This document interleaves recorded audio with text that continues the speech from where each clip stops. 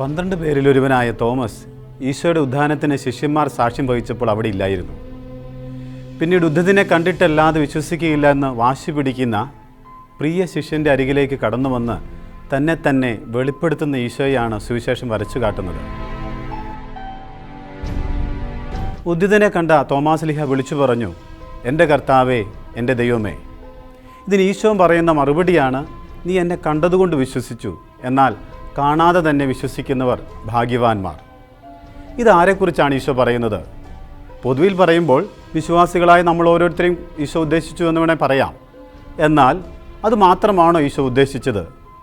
ഉദ്ധിതൻ്റെ പ്രത്യക്ഷങ്ങളെക്കുറിച്ച് എല്ലാ സുവിശേഷങ്ങളുടെയും അവസാന അധ്യായങ്ങൾ വിവരിക്കുമ്പോൾ വളരെ പ്രധാനപ്പെട്ട ഒരാൾക്ക് ഈശോ എന്തേ പ്രത്യക്ഷപ്പെടാൻ മറന്നുപോയോ എന്ന് സ്വാഭാവികമായൊരു ചോദ്യം നമ്മിൽ ഉയരേണ്ടതാണ്. അത് മറ്റാരുമല്ല, പരിശുദ്ധ മറിയമാണ്. ശരിക്കും ഈശോ ഏറ്റവും ആദ്യം പ്രത്യക്ഷപ്പെടേണ്ടിയിരുന്നത് ആ അമ്മയ്ക്കായിരുന്നില്ലേ? അവളോളം ഈശോയോട് ബന്ധമുള്ള ആരെങ്കിലും സുവിശേഷത്തിലുണ്ടോ? അവളോളം ഈശോയോട് കൂടെ സഹിച്ചവർ ആരെങ്കിലും ഉണ്ടോ? ഇത് മുൻകൂട്ടി കണ്ടല്ലേ ശിമയോൻ മറിയത്തെ നോക്കി നിന്റെ ഹൃദയത്തിലൂടെ ഒരു വാൾ കടന്നു പോകുമെന്ന് പ്രവചിച്ചത്? ഈശോ കുരിശിൽ സഹിച്ചതെല്ലാം മറിയം ഹൃദയത്തിൽ സഹിച്ചില്ലേ?